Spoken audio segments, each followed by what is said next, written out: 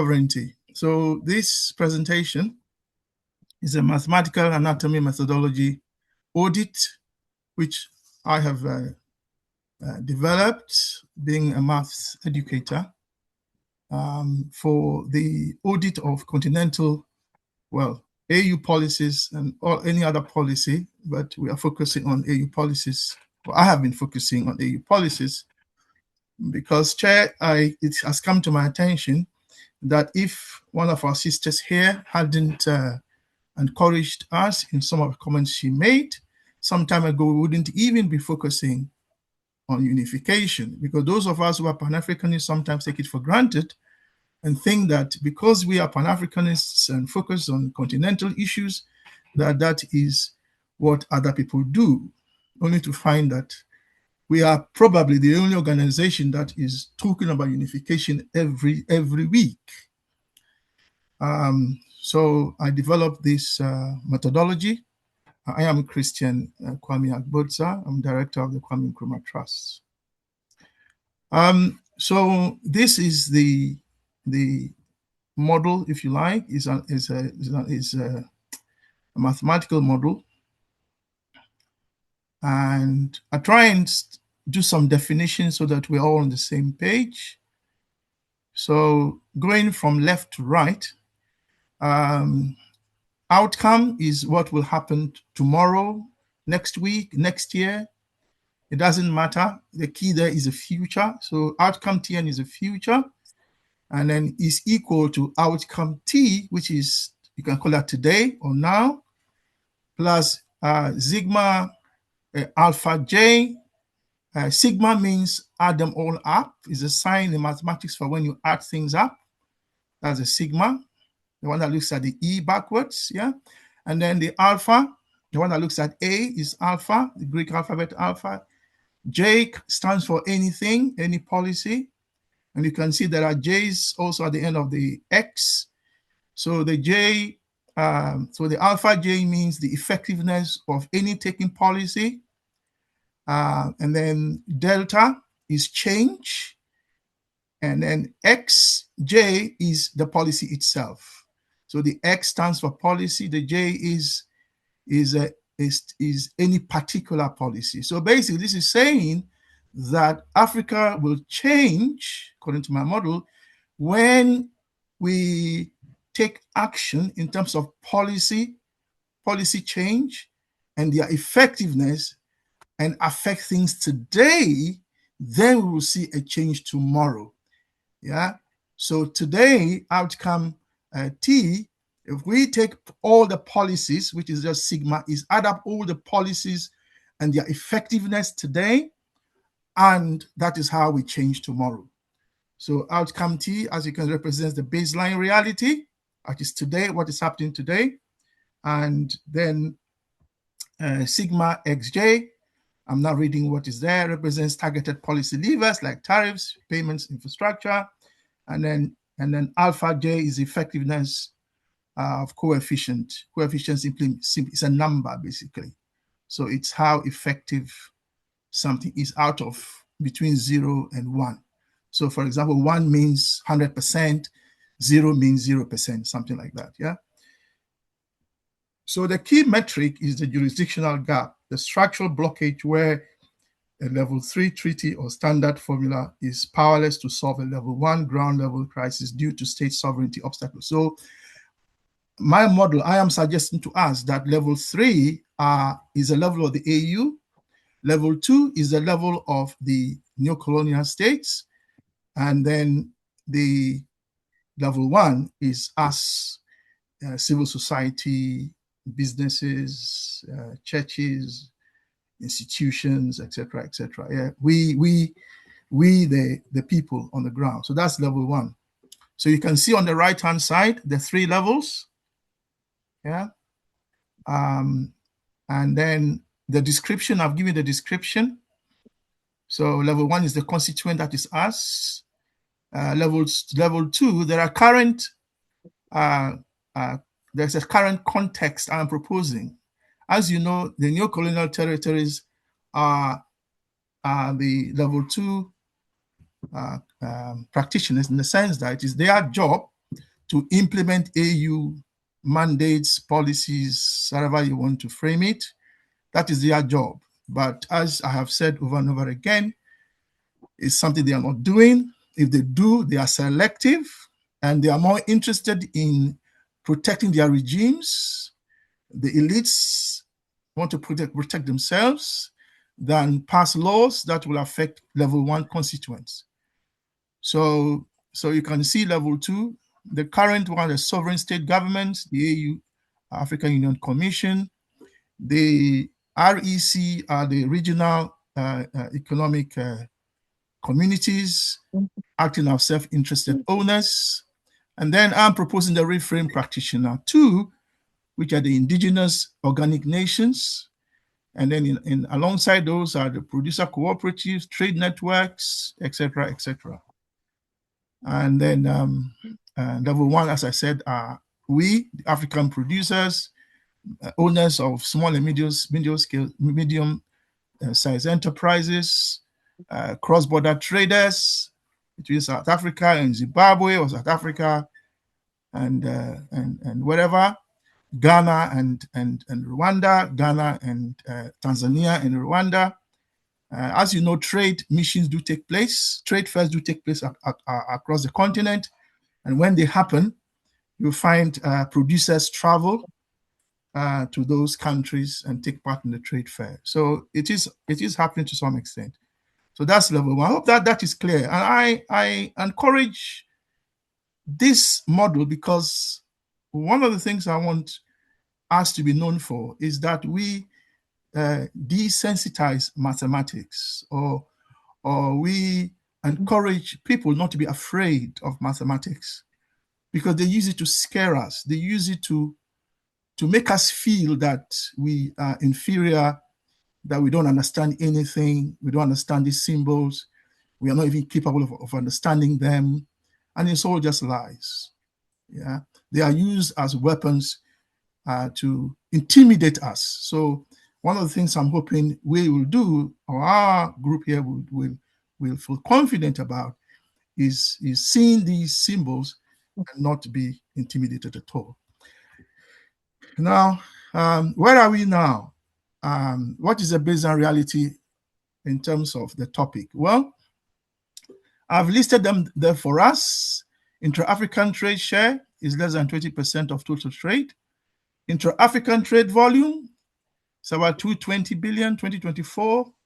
They want it to be 230 billion in 2027, this next year.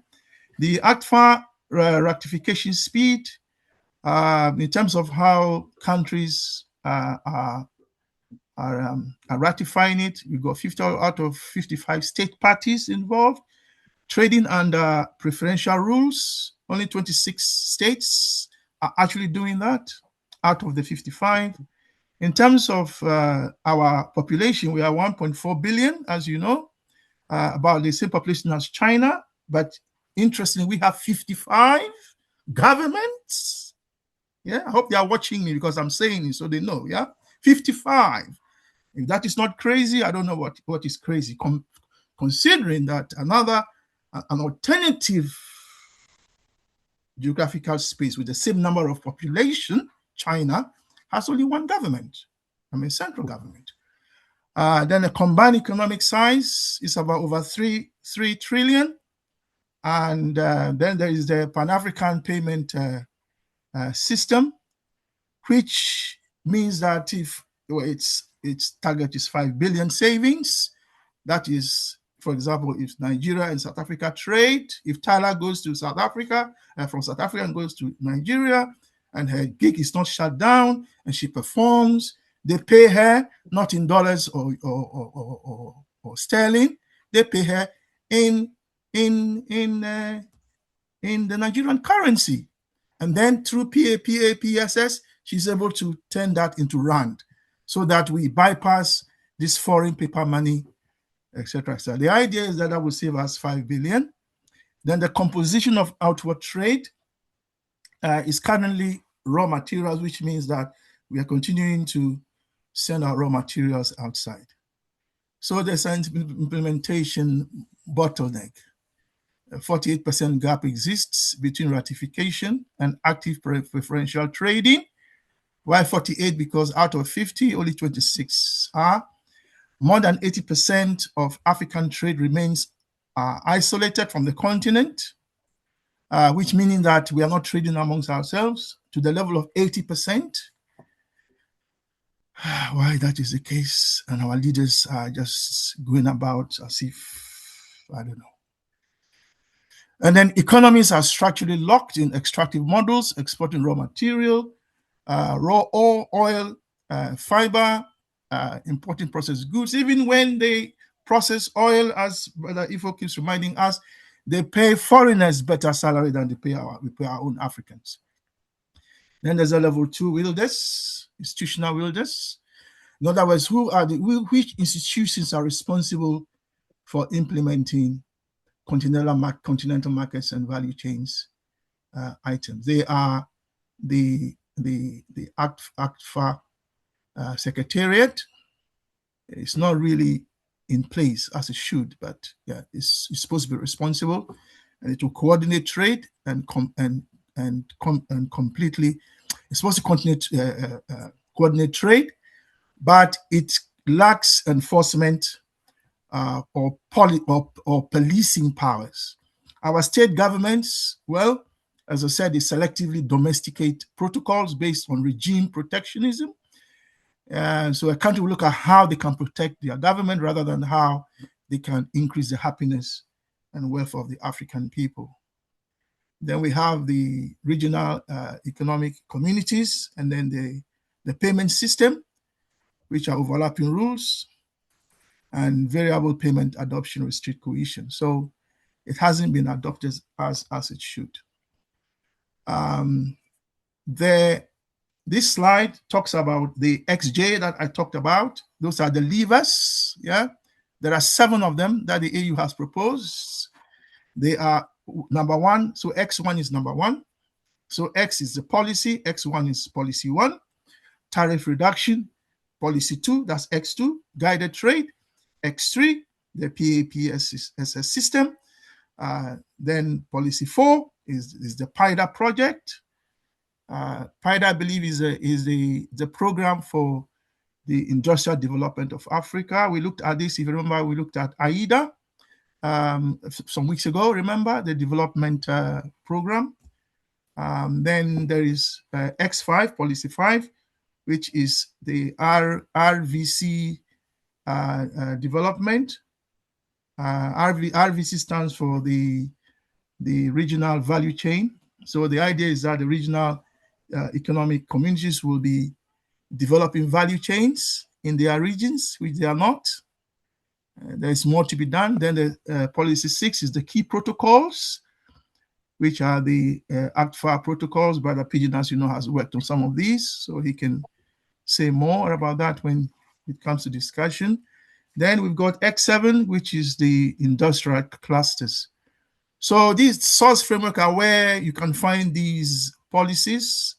Then the promised outcomes are what these policies are meant to achieve.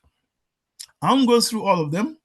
I'll share the slides I'll share the slides with us, and the recording is available, so you can have a look and familiarize yourself if you are interested. So I won't read all of them. I'll just take the tariff, for instance. The idea is that it will eliminate 90% of intra-African trade. Yeah. And the inherent weakness is that it's vulnerable to non-tariff barrier retaliations. For example, go back home, go and fix your country, Those are non-tariff barriers. Yeah. They don't come into our territory. So those are non-tariff barriers. So those are some of the strategic weaknesses. So as I said, I won't read all of them, but they are all available there. You can see the strategic weakness of every of those policies, what they are meant to achieve, and then what the weaknesses are.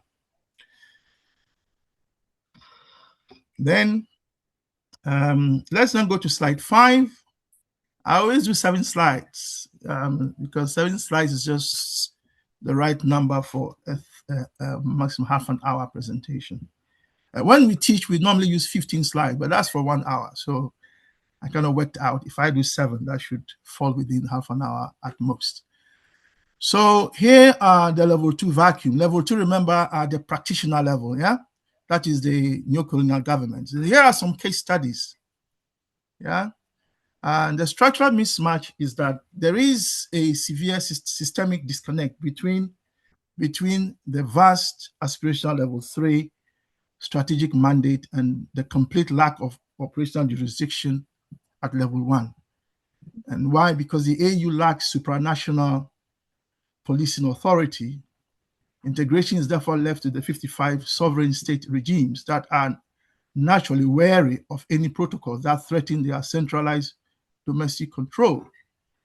The resulting domestication of treaties remains therefore slow and deeply disappointing. And if you look at these case studies, Morocco's auto cluster, Ethiopian's industrial parks, I gave a presentation to a unit in Ethiopia some time ago on the Ethiopian industrial parks some time ago.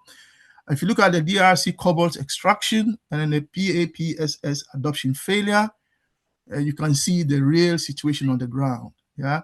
If we just let's take just one, the PAPSS adoption failure. Let's take that one.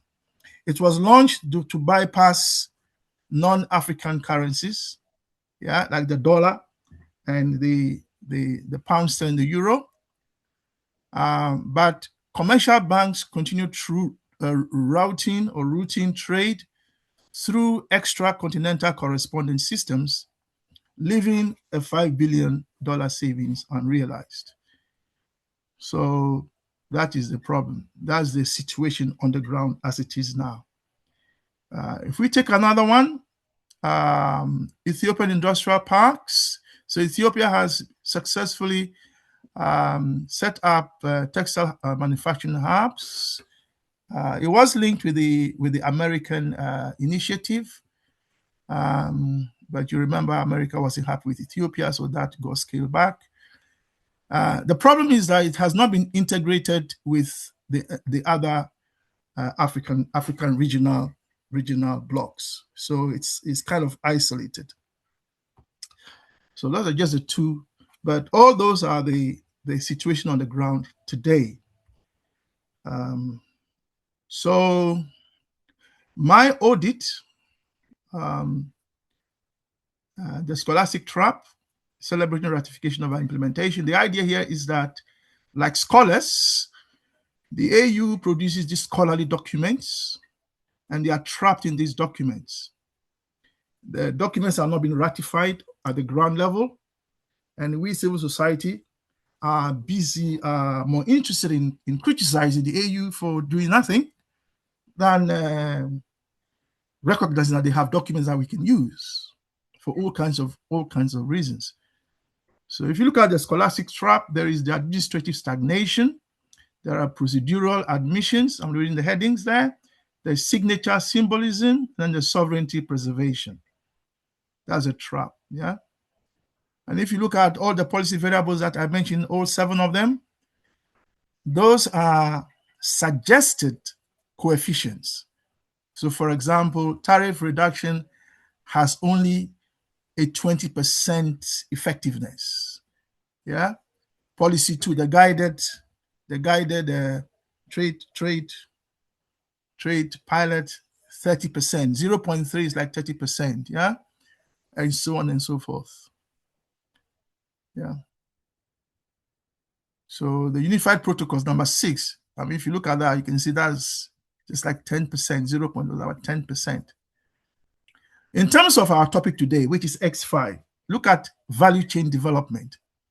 It's all be symbolic because we continue to export our raw materials. What is effectiveness? It's like 1 out of 0.1 out of 1. It's like 1 out of 10, which is like 10 out of 100. It's not really, it's not very effective. So, yeah. So overall, outcome T plus N is approximately outcome T plus 0.16 sigma delta XJ is 0.16 on average. That tells you that we are not really going anywhere, yeah, in terms of our effectiveness. If we can't increase this to maybe past 50%, which is 0.5, then we are just singing kumbaya, kumbaya, kumbaya, kumbaya. Nothing is changing on the ground. So, what should be done? I'm suggesting that we should reclaim. When I say we, I mean the indigenous and organic nations of Africa must, I think, reclaim the level 2 status. Because if we wait for these new colonial states, they will not do it. So we must, one, assert collective ownership based on the public trust doctrine. We must, two, weaponize the monitoring and judicial recourse. In other words, there is enough information for us to take Kenya to court in terms of how it has treated its Gen Zs. There's enough documents at the AU level for us to take Ghana to court over why it's jailed a young lady just because she did what she did. You know, okay, she broke the law, but come on, did she really have to be? You know, she have to be jailed. Things like that. Yeah.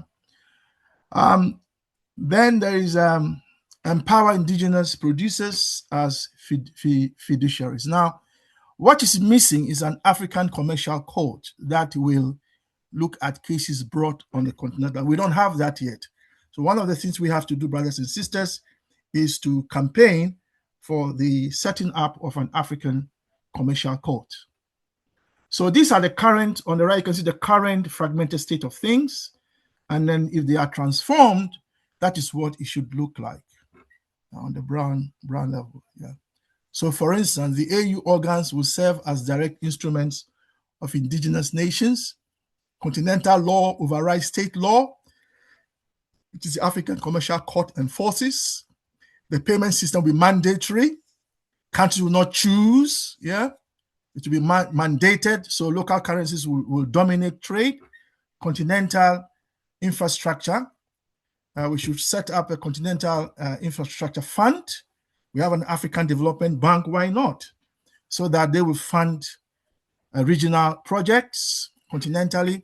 We must also have a continental regional value chain targets and compel local value addition.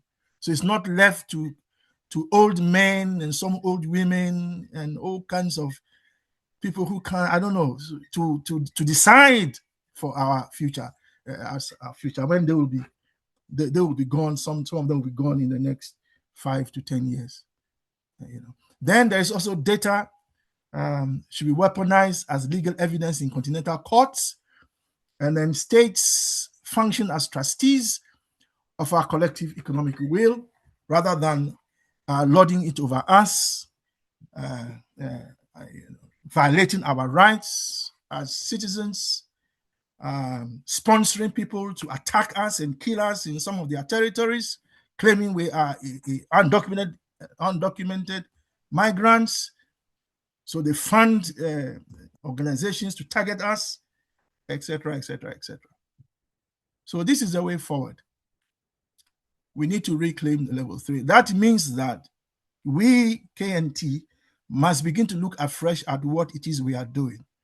And it may be that we have to lead on this issue of bringing attention to AU documentation, what the AU has achieved. Instead of criticizing it, let's help amplify its messages and let's campaign for what needs campaigning for. And I'll finally say that the choice is clear. We continue refining the equation with workshops and protocols, or solve for the African producer. I think it's clear what we should do. Thank you very much. Right on time. Thank you very much, my brother. Very interesting presentation. Any comments, questions from the floor? unfortunately, I'm not sure where I see raised hands. Where do I see raised hands? No hands raised except by the pigeon's hand. Nobody else has raised your hand. So you can Okay. we can help you with who has raised your hand. So don't worry about that. Thank you very much. Yeah, thank you. So, Brother Pigeon, the floor is yours Oh, if you've got a question. no, thank you. Thank you very much, Sister Tapo. I'll come on comments later, so maybe I do a question now. Mm-hmm. No, we are looking at African markets. And I know nowadays the markets must not be probably physical. We are talking of virtual markets because the export of products from one country to another does not rely on whether we have a big physical market built somewhere. And I don't think the context of our discussion was how do you have those big markets. But again, the key issues we're saying, Brother Kwame, is I know in terms of trading, the protocols you've talked about are very important. There are a lot of issues to do with harmonization. Uh, how can we then come up with an African body that manages or actually coordinates, not as a court, coordinates trade in Africa? Remember, like the globe has what we call the World Trade Organization. And the World Trade Organization then becomes a forum where probably all member states go to raise their concerns about Yes. their trade barriers and issues. So is it Yes. possible, probably instead of We, pushing for a court, but push for maybe an Africa trade organization or a platform where all trades within the Africa are monitored? That's what I'm asking first. yeah. So, Chair, if can I answer that? Yes, certainly. Yeah. So Thank you. yes. So the question is correct. So yes, we do have. It's called the AU Commission, has a Department for Trade and Industry. This is their remit. We are also supposed to have the African Free Trade Continental Free Trade Area Secretariat. That secretariat is not where it should be. So yeah, so you are right. Those bodies are, if you like, organs of the African Union and after African Union Commission, and yes, that is not a court. But in addition to those, I'm suggesting that if KNT, based on the recent leadership of our dear sister Portia, if we want to look further in that direction, I'm suggesting that one of the things that we should be calling for is not only making these AU organs more conspicuous, but also campaign for those that are absent. And if we get an African court, commercial court, that has teeth, not like the Zimbabwe example where the court, the regional tribunal gave its ruling, and then the government refused to follow. The government just refused, and then the political leaders came together and they dissolved the tribunal. I mean, we can't have that. So we need a continental court, suggest alongside the these AU bodies, otherwise they won't have teeth. If we did, not in this particular example, but when an African country shuts down its internet because of elections and I lose trade, I can take them to court and say, by shutting down the internet, I've lost money and they need to refund me because I've lost business because they shut down the internet. And you can imagine that an African president is not going to take notice of anything civil society will say. But if we have a court that they cannot override, then I think we are getting somewhere. In fact, these court orders that they cannot override is one of the reasons, as I understand it, why the United Kingdom left the EU, because they didn't like some of the judgments that were coming from the European Court of Justice, even though they have to set it up. Interestingly, I hope I've answered that question, Chair. Thank you.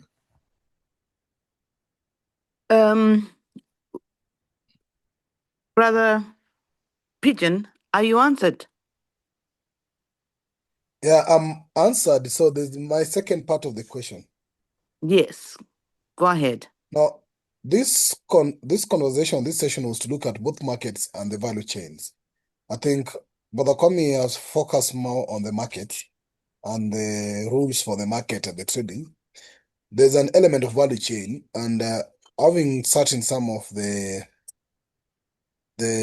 so-called meetings on WTO level, when like for example the EU do identify the value chain that they want to support. For example, they know that what is missing in their continent is this and this and this. For example, their fresh produce and whatever.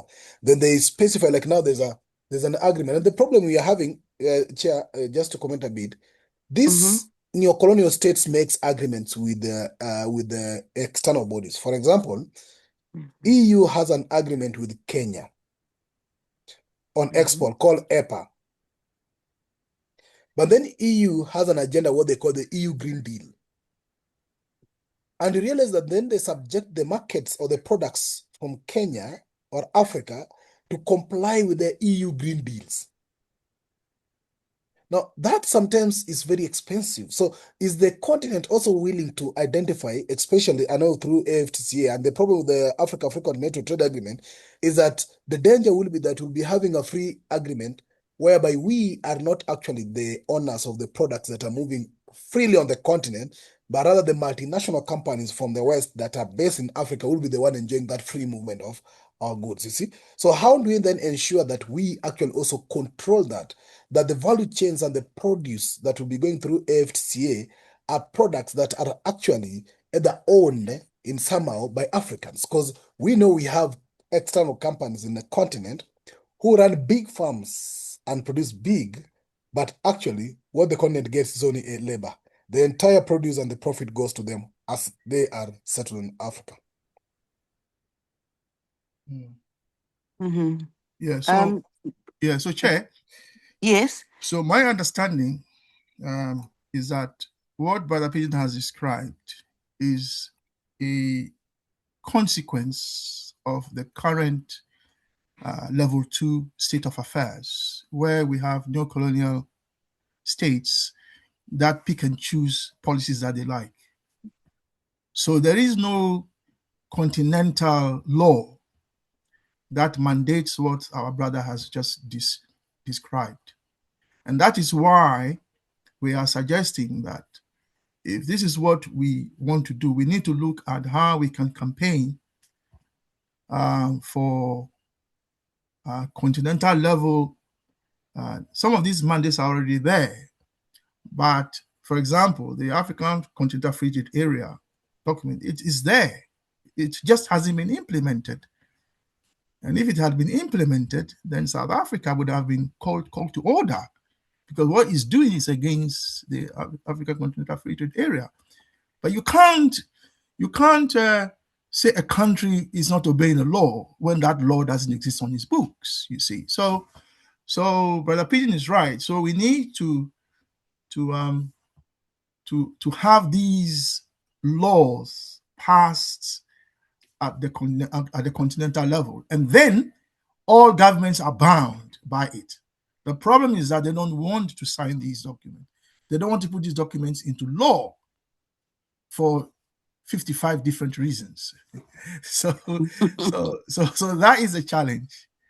So in short, the current situation that the brother is mentioning is a result of the current balkanized policies on the ground.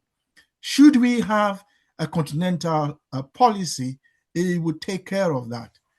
And as Sister Amma continues to remind us, we should not even assume that just because the AU is going to pass that law, that it will pass a law in our interest. We have to make sure we are there, looking over their shoulders to make sure that laws being passed is what we want. And then finally, I think last week, was it last week or last 2 weeks, from Sister Portia and Sister Amma's presentation or interjection, we got the idea, you remember, that we need to start looking at resuscitating campaigns on the continent, because right now there are no continental campaigns. That broad mass African movement that was there, for example, for independence, we don't have that today. Everybody is busy watching their TikTok on their phone. So we need that back, and we perhaps KNT must look at how we can resuscitate that. Thank you. Thank you very much. I hope the meeting will allow me to ask a question in relation to that. Your last slide, Chair, Brother just so you Kwame. know, also, Sister Mhm. Ida's hand is up. Yeah, just so you know. Okay. Thank you. Yes, my last slide. Sister Yeah. Yes, your last Okay, slide. let me go to my last slide. That is slide 7. On, Yeah, this. on the solution side. Yeah, the transformed I unified state. Yeah. Yes. Yeah. I noticed the difference between the first and last. The first one you're referring to indigenous nations, and the last one you're referring to states. Would you like to clarify that Yes. for me, please? Yes. The idea is that the neo-colonial states are machines, they are instruments, but they are not instruments of our will. They are instruments of the neo-colonial will. So we may have to retain the states, but change their function democratically. So what it means is that we are saying, we are suggesting that the people of Africa, the African people, in terms of their nations, in terms of their indigenous and organic nations, who were here before these states were set up, must accept democratic control over these. These states are just out of order. So we need to take control of these states. And this is where we need this continental campaign, because we can't achieve without that level of campaign. So that's what that states stand for. That these states then, the current neo-colonial states, once we change them from owners of sovereignty to trustees of sovereignty, then we can tell them what to do. And then they will not come and abduct us at night because they didn't like what we said. So I hope that answers your question. Yeah. Yes, thank you very much. Sister Ida, your turn to ask. Thank you. Even reading what is on the screen about at the moment, a revolutionary roadmap. My contention is that until we get our transports and road systems or rail systems working, can we really trade between one African nation and another that is further away than the boundaries that currently exist? Because there are a lot of states that are landlocked. They can't send their goods out by sea. Air is too expensive. And then when we had this problem with petrol and stuff, it then became even harder for people to be transporting goods. And I think that until we have we were talking a year or so ago about trains, until we have something that can allow countries to move goods smoothly, and even within their own countries, like at one point, stuff from the north in Ghana was hard to get down because of roads. Now Burkina Faso is doing well. You know, there might be another way of trading up there, but I think that things like that haven't changed, and it's something that the AU should be doing more towards, because it's no use saying, oh yes, you can trade from one country to another and pay in the same system as your country, when you can't even move goods from one country to another easily. So that would be my point. What do you say, Brother Kwame? Thank you. So, Chair, I agree totally with what Sister Ida has said. The challenge in terms of moving goods from country to country, I'm talking about even moving goods within the same country. Yes. Sometimes that's even problematic sometimes. So if you look at the 1, 2, 3, 4, 5, the fifth line of the solutions on the same slide, because it has the PIDA infrastructure is state-controlled and donor-dependent. So the current infrastructure that we have in Africa are funded by donors sometimes, and they are controlled by the 55 states. So you can imagine there is no coordination, to have a highway from Senegal or Gambia to Cape. You have to negotiate with so many African governments. But if we had a continental government, they would just make the decision, and that's it. They don't have to negotiate with anyone. Yeah. So we need that. So you are right, we need that. That's what the PIDA infrastructure is about. Now, what it means is that we also need a continental infrastructure fund that all African countries must pay into, and it has to be compulsory. Of course, we looked at education the other day, and we noticed that they are supposed to pay 5% of their GDP into. Governments are supposed to spend 5% of their GDP on education in the African countries. Most of them don't. So even if we mandate them, if we say, look, you have to compulsorily pay this one, they may not pay it, but at least let's campaign for it so that we have a continental infrastructure fund that all African countries pay into. And then that is then used by the AU to build continental systems. I hope that answers that question. I forgot to answer the question on value chains, Chair, if you allow me. And so, yes, in terms of Brother Pigeon's question, I isolated 4 value chains. They are auto cluster, which are vehicles. Then there is industrial parks for manufacturing. There is the DRC cobalt extraction. And then there is the adoption of the payment system. So these are meant to be, I brought this up as examples of the value chains.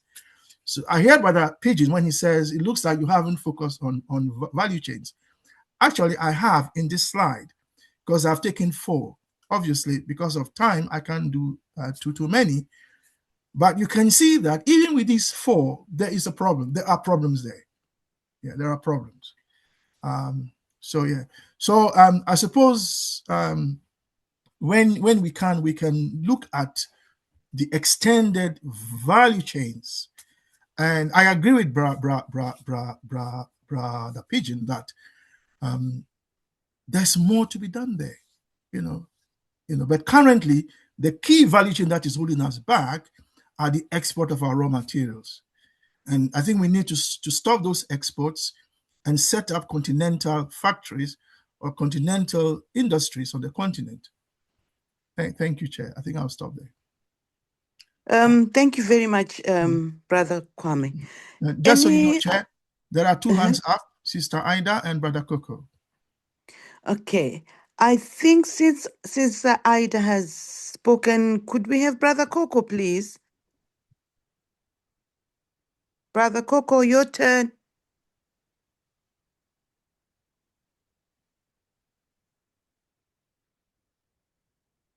Apologies. I got a call immediately after I raised my hand. Thank you, my brother. Given that there are only a few of us, but there is so much to be done. So which means you end up doing so much, and I appreciate. And I also appreciate everyone who is on the call. And I know most of these calls, there are people who you can now count and say, I know this one and that one will be there. But I think it's important for us to continue going, because this is our own little bit. We'll continue doing our own little bit. In order to piggyback on what Brother Pigbin has rightly pointed out, and Sister Ida has also sort of hit on the nail, is that we need to understand what the problem is. We always need to understand what is Africa's problem. Industrialization is not just industrialization for its sake. Industrialization is a solution to the problem which we will have identified, which is that our country which is, when I say our country, I mean the whole of the African continent, is fragmented.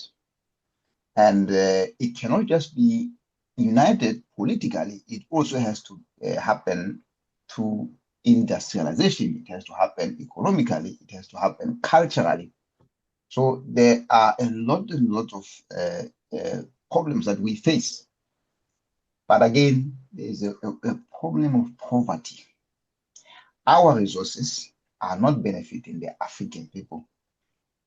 So by industrialization, our aim will be to ensure that we don't go from raw materials, which are then exported raw to other worlds who then add values to those raw materials, whereas our people, country A, can add value to that raw material and employ people in that country.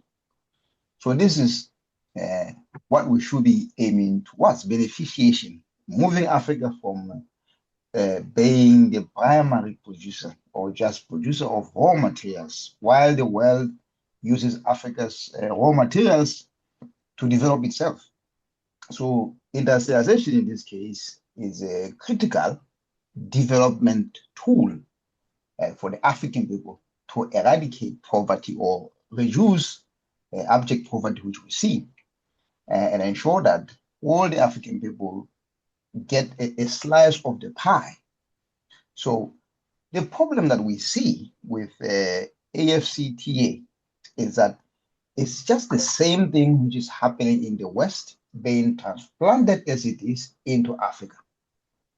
Again, we continue with those raw materials.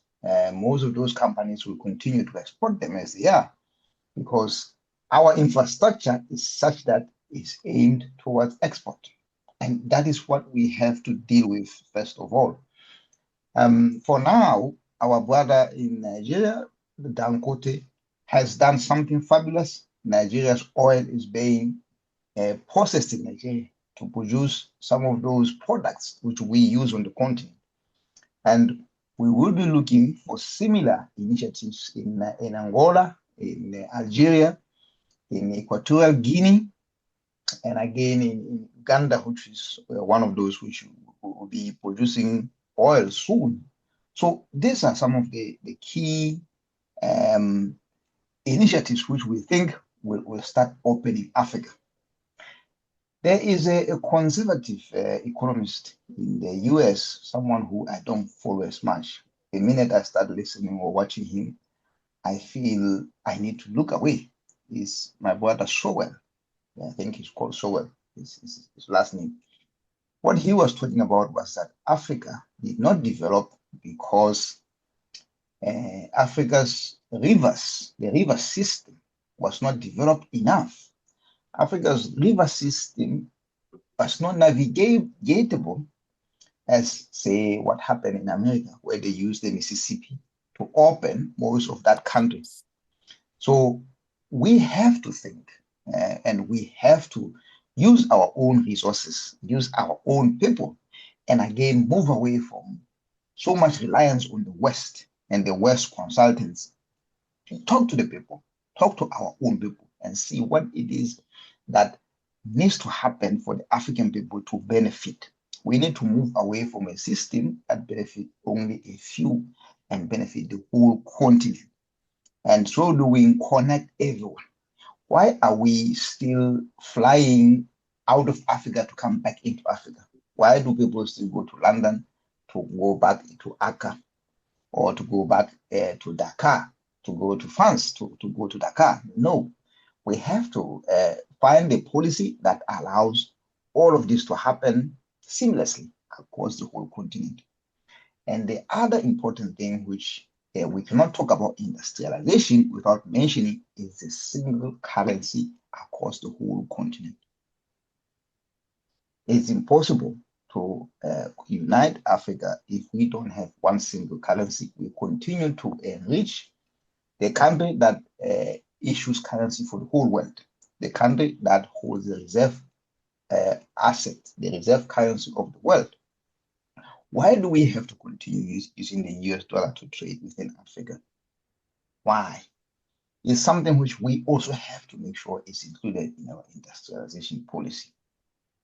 And then when it comes to the value chains, thank you for mentioning some of those that you've mentioned, but it's important to make sure that they are all at the local level and everyone is involved, everyone takes a part. And we have to think carefully about the cooperatives. Our people have to be involved through cooperatives. It's enough of a system where those who are able can take everything else, and those who are needy don't have anything. They go to bed hungry. It has to stop. And I think this is a blueprint that we should propose that the African Union has to look at to make sure that whichever country wants to invest in Africa, or any country which comes in as a multinational, it has to consider its social responsibility to include the African people in its value chains. All of that. The value chains from the bottom should be integrated, and whenever product is produced, it has to be produced up to 70-80% in Africa. And that way we'll know the jobs will accrue for our own people. And that is how the economic growth will accrue to the continent. It won't be just economic growth in this case. It will be alongside development, alongside reducing poverty, all the measures that are important, not just economic growth, which is most people are usually hung up on that and think is the best thing since sliced bread. No, Africans have to have a share in their resources. I think that is the crucial thing. Allow me to stop here. I know I've rambled on, but I'm happy again for us to talk bilaterally somewhere outside this and see how we can further this again to make sure that the African Union listen to us, because I'm not sure what they're doing. I haven't seen anything of that, what we're talking about. It might be there, but again, as you're saying, once it's there, how is that going to be rolled out? There are issues, there are barriers for the economic integration to happen. A political integration has to happen. And that is a big, big block. I agree with you on that one. Thank you so much. Thank you very much, Brother Coco. Thank you for bringing and reminding us that we have to take the people with us, even within the formula that's been presented. Thank you. Any other hands that are up? Someone? Sister Right. Ida and then Sister Portia. Okay, Sister Ida and Sister Portia, please, in that order. Sister Ida first. Thank you. I also wanted to bring what I consider to be quite a serious thing that is happening to the people of Africa, the youth of Africa, who in the past we just used to hear about them trying to cross the Mediterranean and all the awful things that were happening to them. And now we're hearing about what's going on in Libya and North Africa. But one of the things that has suddenly come to light is that though there's meant to be free travel in lots of places in Africa for Africans, you're meant to get 3 months of free travel before you visa-free travel. But then we're now beginning to find out that this visa-free travel isn't necessarily free, and that people who are the immigration departments in different countries, and I have to be careful because it's something that is very new to me for what I've heard. But the immigration departments in some countries are not giving people free visa travel. They are skimming for themselves. And that to me is very worrying, because it means that all these youth who are trying to find somewhere else, maybe to work, are then finding that they can't really stay in other countries for even the 3 months that they are meant to have as visa free travel. Therefore, I think it's not just the raw materials, but the people of Africa that we also need to be looking at for being exploited. You know, it's like they're being treated as the actual people are being treated like raw materials and in different sorts of ways. So I think it's something we should be keeping an eye on. Thank you. Thank you very much, Sister Ida. Sister Portia, your turn. Thank you so much. Thank you so much for the presentation and all the comments before.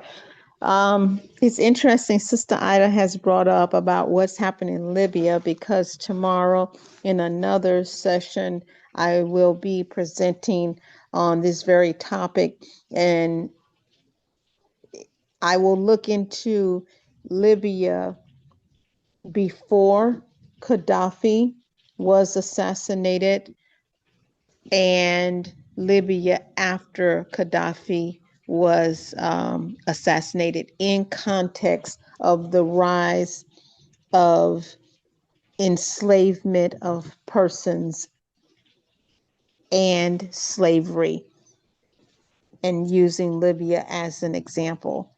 So very, very interesting that Sister Ida brought that point up.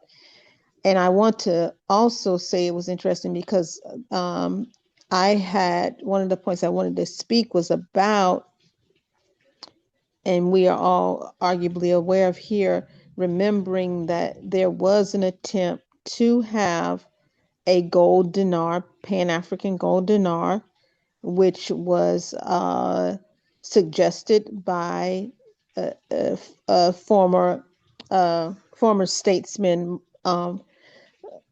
Gaddafi, and how that, among other suggestions that were actually going very quickly from the theorized stage to implementation, how those which were going to have a direct impact on the continent quickly halted after said assassination. So there's much context in many of the nation states in Africa where there is a focus on exiting racial capitalist systems, and how when those said exits take place or are proposed to take place, how immediately there can be a regime change, or again a takeout of a leader. So I wanted to mention that point. And then the other point I wanted to mention, going back to the last slide that was put up, I have myself been a strong advocate of the African Continental Free Trade Area. I have talked about it so much. And then when I was in a discussion, someone challenged that, saying that, well, have you seen what some nation states that have a record of brutally halting Africa's progress, how now those same nation states are saying they are in support of the African Continental Free Trade Area? So I did do some research, and there's a report, R47197. It's about 1 MB, and in its contents it has introduction, background on U.S. trade initiatives in Africa. I'm reading directly. AFCFTA overview and implementation, U.S. assistance for AFCFTA's development, and so forth.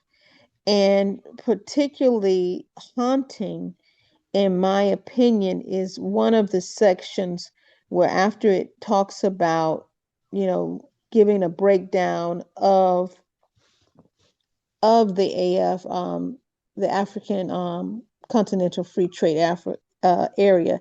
After it does that, it to me then goes in to say the following, and I'm reading directly again, but it goes on to say is that currently, quote, currently there appears to be no comprehensive reporting on U.S. foreign assistance specifically allocated to support the AFCFTA, which may make it challenging for Congress, talking about the United States of America, to evaluate how such U.S. assistance compares to or complements that of other African trade partners or other U.S. economic development programs in Africa or elsewhere, or whether it is sufficient to address congressional objectives in the region. Goes on to say the United States is not alone in expressing support for AFCFTA. Multilateral organizations and other external actors, including the People's Republic of China, may seek to influence the nature of AFCFTA and aid its development in a manner that suits their own trade and foreign policy objectives, which may differ from U.S. ones, end quote. I read all of that to say is what has been already expressed in the chat. So not, of course, not trying to be afraid, yet at the same time being ready for any attempts that are going to go against the continued unification and liberation of Africa and its diaspora. And of recent, and you might have read this because it just happened this week while we're on this topic, and the source I'm reading from is Records, is Africa Free Trade Agency taps Nigerian firm for 3.1 United States dollars billion customs overall project.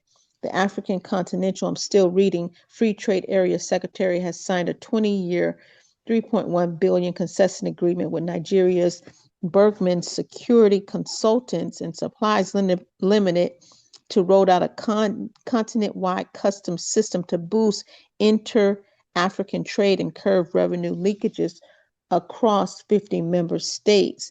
And that same article goes on to talk about some of the progress of the AFCFTA. So for every, and this is not new, when you talk about racial capitalist systems, I'm not talking about what has come before those systems in terms of Africa and its diaspora, but in terms of racial capitalist systems, for every progression around unification and continued liberation, there are the sinister alleged plots to halt such liberations. So I wanted to say those points. Thank you. Thank you very much, my sister. Yes, Chair. Because of yes. Yes, Brother PG's hand is up. Just so you know, there are a lot of comments have been made, and I was wondering if I can respond before we carry on. It's entirely Yes, you may, certainly. Yes. Okay. Please respond. Yeah, so I'll be very brief so that we can hear from more people. Now, on the continental currency, the single currency, we haven't got there yet. However, there is the PAPSS, which is the Pan-African payments system that is actually there now. And what we are saying, what the AU is saying, is that African countries, even today, can begin to use this system so that we can trade amongst ourselves. So when Nigeria buys from South Africa and vice versa, they can use their own currencies. But the problem is they are not doing that. So that is a problem. So the suggestion is that we use this once we are waiting for the grand implementation of the single currency. So one of the things we may need to do is to campaign for African countries to adopt this Pan-African payment system. Now, in terms of the the denarii, the problem was that it was championed by one person. And we all know the tactics of neocolonialism. They always go for the leader. Now, imagine if the denarii was an African-wide policy. If all African countries had bought into it, then who are they going to assassinate? You see, so that's the problem. So we need to have, next time we need to have a currency that is backed by the African Union as a whole, not one leader. And now, and we know that the reason that Iran is still standing today is because they have decentralized their command and control, because they know the enemy is very good at focusing on the central levers of power and taking them out and killing them. So that's what Iran has done. So that is what Africa will need to do. If we are going to be doing some of these things, we have to decentralize, which means that all the African states must take part. So that is my point on that one. Now, in terms of the campaign, I think Brother Koko has made it clear, and I want to emphasize it and say that Sister Portia, Sister Ama's presentation, I think last 2 weeks, brought to our attention the need for us to look into resuscitating the campaigning spirit across the continent. There must be a way to initiate it. So that is something we need to look at. I know the xenophobic attack in South Africa did appear to ignite something like that, but it's kind of died down because nobody has, including us, we haven't taken it up as a kind of initiative to build upon it and say, okay, therefore let us unite. So, Chair, if it is okay with you, I want to share these pictures that were shared on our debating forum. This is Dr. Makube. These are some of the pictures he shared. These are South Africans, as I understand it, campaigning, and those are the posters they are holding. As you can see, here's another picture. That's he himself in the hat. He's written a book on the question of regionalization or unification, and you can see it's a defend our unity, and this is them again, and then there is this as well. No worker against worker, and then there is I think a last one where there's this one where it says Africa Unite. I want to pick that one where it said Africa. This one, Africa defend our unity, and then there is I think that's it. There is this one, Africa Unite. That's him in the middle there. He is part of our debating forum. You can see he's holding the placard with Africa Unite. So we can build on this. I'm suggesting that to us and look at how we can help resuscitate the campaigning spirit across the continent. The other point, Sister Chair, is to say that I have traveled across the continent to some extent using my ECOWAS passport. Nobody has ever asked me for money. No immigration officer has ever asked me for money, whether by road or by air. So I just want that to be on record here. I'm not saying I speak for everyone. Some people may have that experience. There's one African country where its embassy in England charged me, even though as a Ghanaian, I'm supposed to have a free visa. When I got to that country, I'll mention the name. When I got to that country, the immigration officer told me, go to our Ministry of Foreign Affairs and claim your money back. So some immigration officers are also conscientious. So I thought I'll put that on the table. Then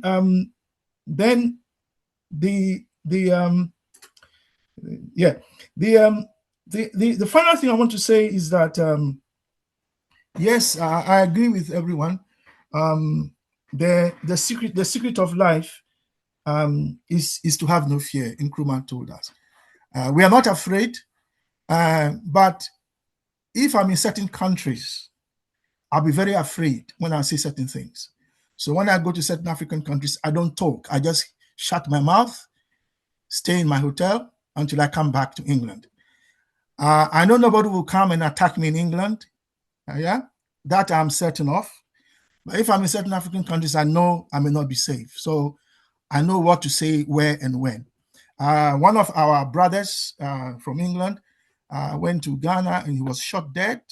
You may have heard about it. His name was Hayford Akrofi. Some years ago, he was murdered at home. And when I went to Ghana subsequently, I shut my mouth, even in Ghana. I didn't let anybody know I was there because I don't want anybody coming to my house. So, yes, these things are real, but the secret of life is to have no fear. Thank you, Chair. I thought I'll make those points. Right. Thank you very much, Brother Kwame. Our time is 21:46. And please allow me to give those people who haven't said anything today a chance to contribute or make a comment or question. I'm going to Chair, ask, yes. just so you know, everyone, those who have their hands up have all spoken already, so it's up to you. They are Brother Pigeon first, and then Sister Amma, and then Brother Coco. Nobody else has their hand up, Chair. Thank you. Okay, thank you. Allow me to just ask a few people to maybe pass or make a minute or two contribution. General Anunnaki, followed by Horace and Brother Ifo, and then Shaz, in that order. Anyone? General Anunnaki, any comments or questions or remarks?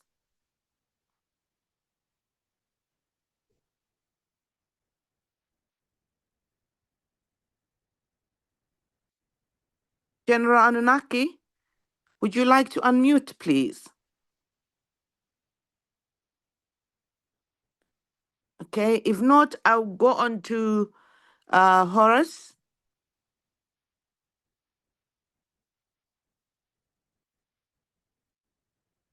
Hello, Horace. Not there. Comrade Ifo, can you unmute and make your contribution, please?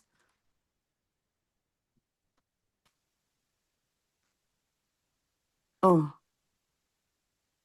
yes, he has. Thank you. We can't hear you yet, Okay. Comrade What about Ifo. now? Okay. Oh, Can you hear me now? yes. Okay. Yes, we can. Okay. Beautiful. I just have a few comments. Mhm. There has been some work to do to connect um, rail transportation and other transportation, ground transportation across Africa. That was one of the things that Gaddafi was working on before they got rid of him. And when I was home 2 years ago, I could see that there was some work to connect from Nigeria all the way to Cotonou, mostly because there's a port there. And it seems to be continuing the colonial tradition of trying to figure out efficient ways to get things to be shipped outside of Africa. And so I think that there's a need to have a reorientation so that we can actually have, instead of having things shipped out to Europe or Asia or somewhere else, manufactured and then brought back, if we start to actually do production on the ground and work on interconnecting our transportation so that we can actually serve the domestic market. Because unfortunately, it seems that overwhelmingly we have the resources that are being stolen um, or bought at such an insultingly low price, and then we buy back the finished good at an over inflated price. Um, so that is something that I'm looking forward to, and I was somewhat surprised when they talked about the bank that was supposed to be, or the financial system that was supposed to be set up uh, to avoid the losses that are happening when things are traded in foreign currency. And unfortunately, I think part of I haven't looked into it, but I'm actually wondering if part of the reason why they were not actually trading domestically is because a lot of our so-called domestic banks are actually just either branches or rebranding of foreign banking systems, which really don't have any interest in developing the domestic, apart from preying on the domestic. So I'm wondering if there was any insights onto why they refused to operate in a way that would have saved so much money for the local economy with the foreign exchange. Thank you. I yield. Thank you very much, my brother. Is there anyone who's in a position to respond to Brother Ifo's concern or questions about banks? You can take the floor if there's anyone. Chair, Yes. as far as I know, for that to happen, again, the states must pass laws. It's not just something that can just happen. The states have to adopt them into domestic law. You see, and that hasn't happened.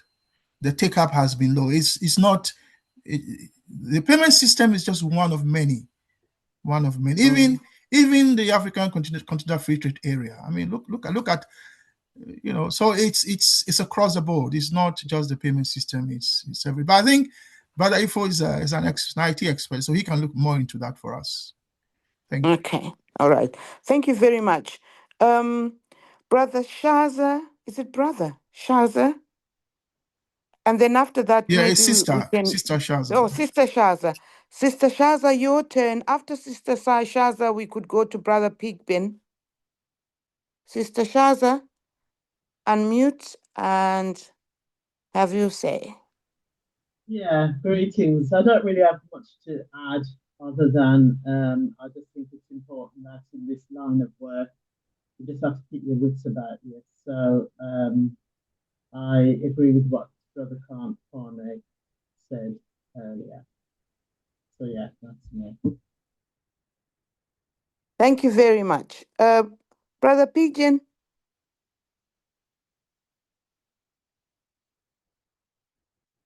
Thank you, Sister Tapua. I wanted to give a general comment, but now also time is a bit running.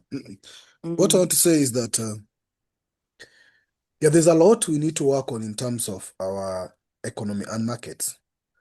There are very organized markets out there. The EU market is very organized. They have their own policies, they have their own rules, they have their own things, what they don't expect, what they don't accept, the minimum, what you call the MRL, residual limit, the aflatoxin levels, they don't want plastics, they want things that are either airlifted, things that use sea moving forward, they don't want things that are using air, and that's affecting our fresh produce. So these are policies that are changing.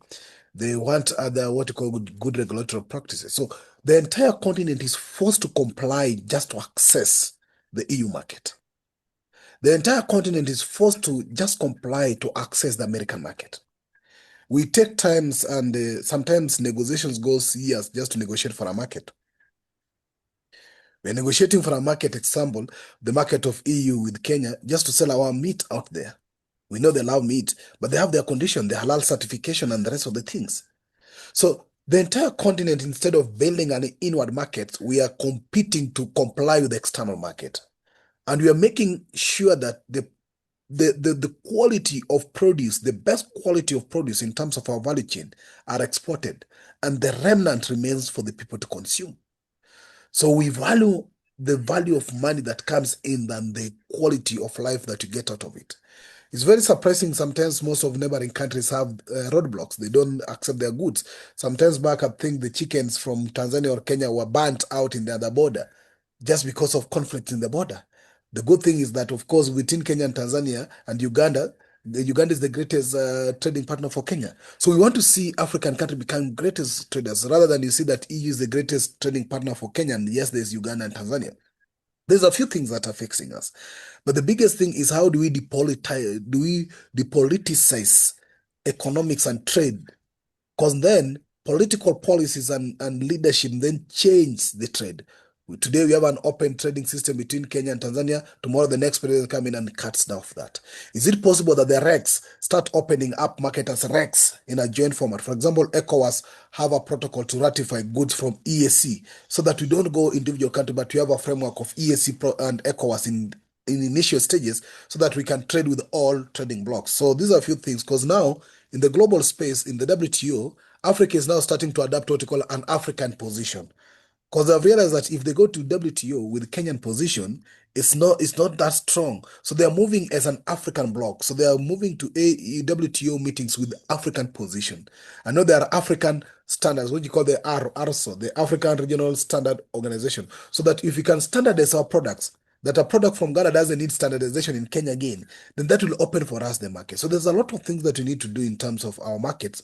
And I believe that the markets we have is the biggest market. So we don't need to certify the external market. Let's see how we can open our markets, work it for the benefit of the people. And that will be very wonderful for us as a people of the continent. That's what I wanted to share. Thank you. Thank you very much. Any other hands up? I can't see. Brother Cook and Sister Portia. Okay, just 1 minute each, please. Sister Portia first, and then Brother Coco. Thank you, Madam Chair. I just the African Development Bank puts out a lot of kind of easy to read documents for people who are not in the in that sector. And so, for example, they have what I've seen is like a brief on a certain topic. And there's one on the banking system in Africa, main facts and challenges. It's quite outdated, yet I will research to see if there's a more current document in that regard. The other point is that going back to the systems that we're in and what we are trying to do for the Kwame Nkrumah Trust Limited. I saw there was this point of trying to get 1 million books preserved, and they have now met that preserve. They've met that goal. But I was saying, I think there's a project there. Now I'm not, when I say it's a project there, I'm not saying that we've made the connections to have a potential partnership or there's anything in writing. What I was wanting to say today that has jolted me is that I feel that Kwame Nkrumah Trust requires an implementation plan, particularly around the very unique work that Brother Kwame is doing by looking at these African Union documents.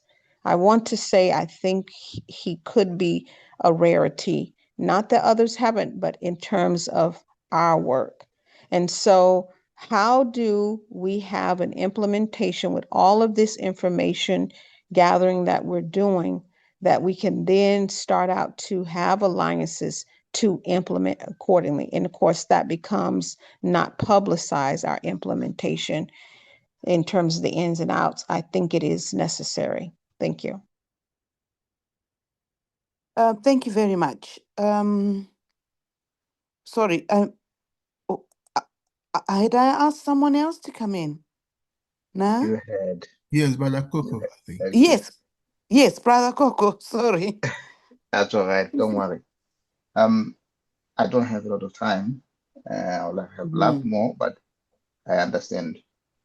What I would like us to say is we already have regional clusters.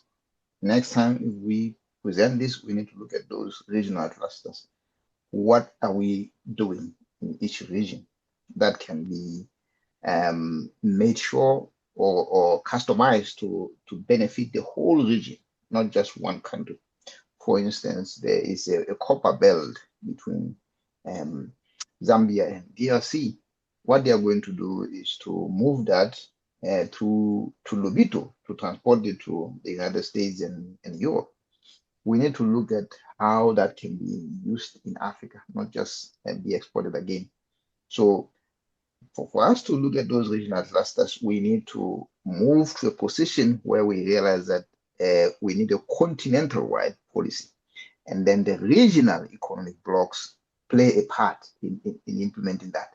And then the nations will only take what we get from the regions. At the moment, is the other way around. And this is a fundamental thing that we have to change. Thank you. Thank you very much. Before I asked Brother Kwame to round up for us, I'm just wondering, we started off with the formula. And the formula, as I wrote it down, means Africa will change when we change policies, and their effectiveness will lead to change tomorrow.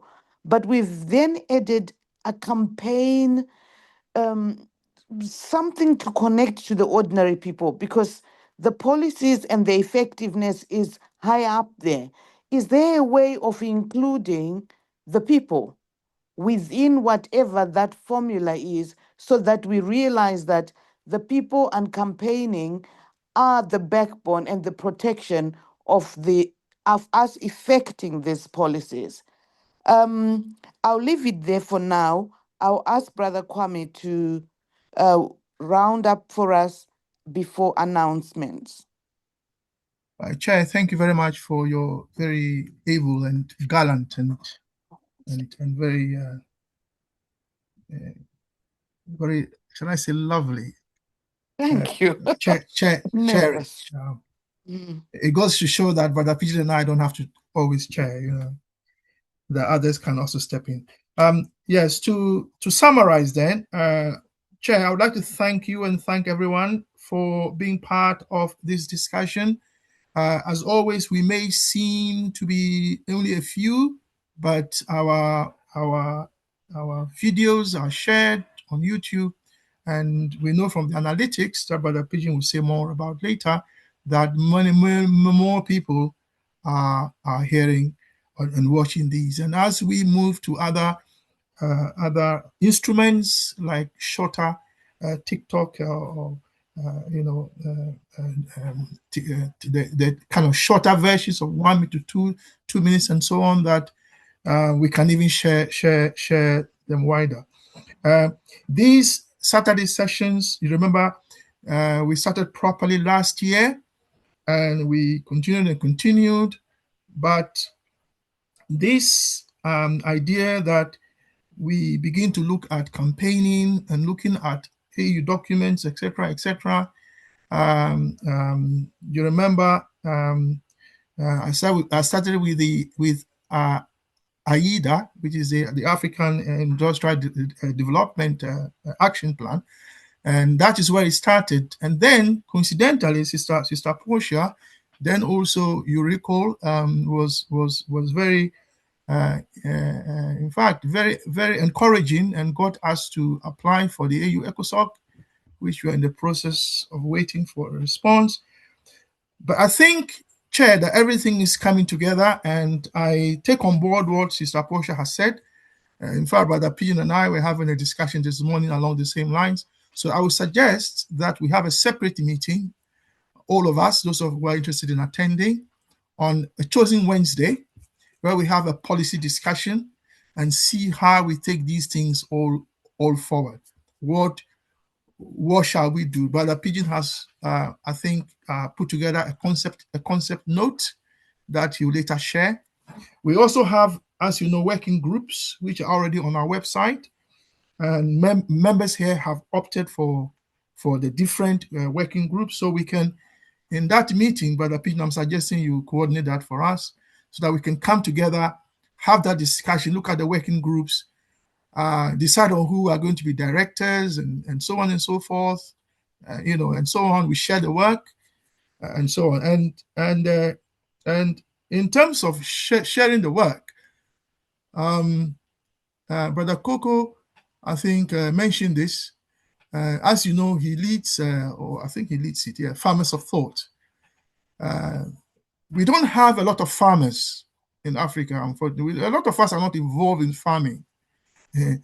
And I'm trying to say that we are not involved in farming thought, by which I mean farming action. So we need more people involved in action, in sharing the work. So Chair, that is my overall thoughts on our discussion today. Thank you very much. Back to you, Chair.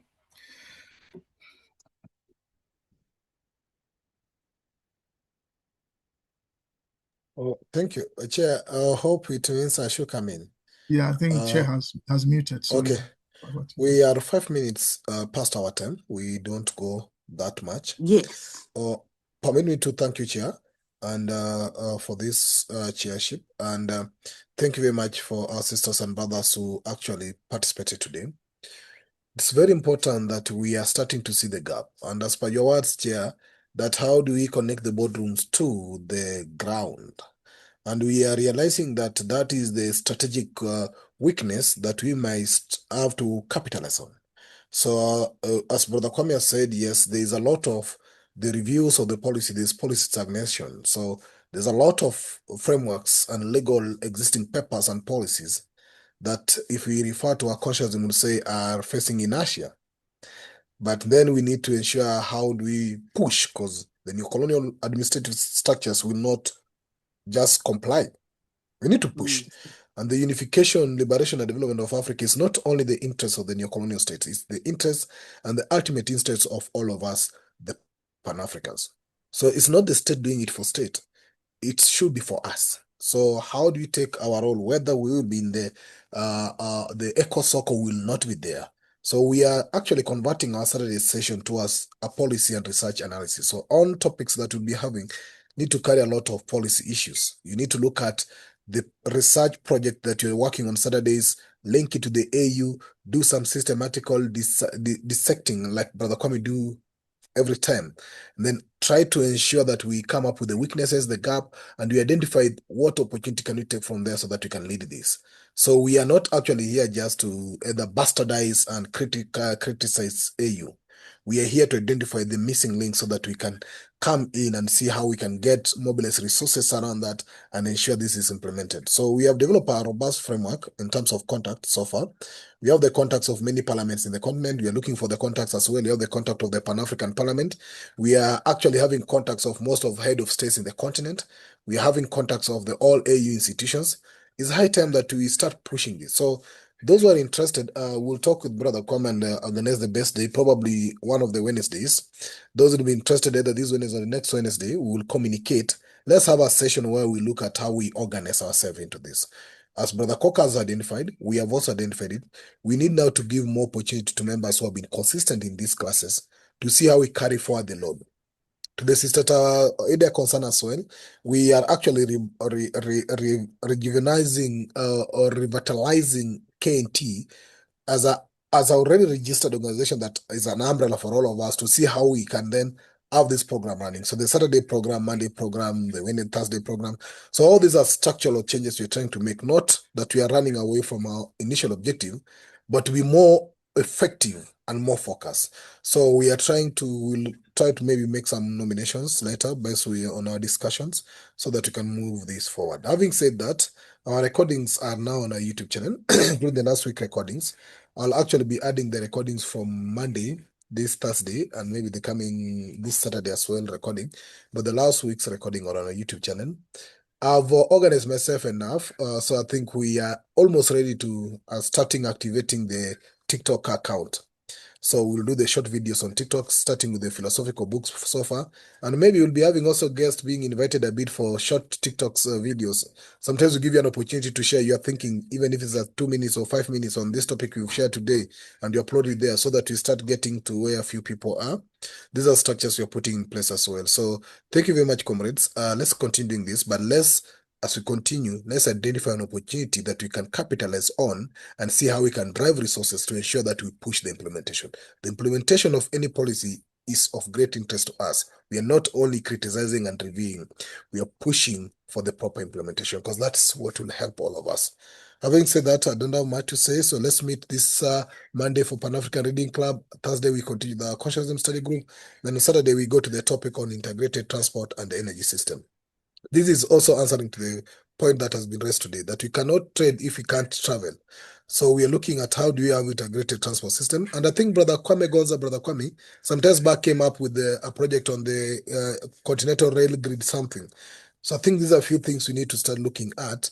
And the projects by Pigeon, Dangote as well. Yes. Yeah, brother Kwame Gonza did a presentation on the railway system. In fact, he did a presentation to the African Development Bank, which he shared with us. So maybe he can be invited to come and say a few words on that. Thanks. Yeah, so we are looking into that. We're also looking at the energy system. Now you see Dangote is expanding to East Africa and the rest. So how do you also have a continental integrated energy system? Because then energy transport opens the market. So that's our focus for next week. We are having anti-imperialist alliances, and Sister Porsche is actually giving herself for this. I request more people to come in and do some little research. We can guide you. We can help you do the slides. We can help everything else needed. So that will be on 22nd. On 29th of this month, we look at capital cities, symbols, and statehood. So having said that, comrades, may you have a lovely evening, and bye-bye to you all. Thank you. Thank you. Bye-bye. Good night. Thank you very much, Chair. Thank you, everyone. You're welcome. Good night, y'all. Bye-bye.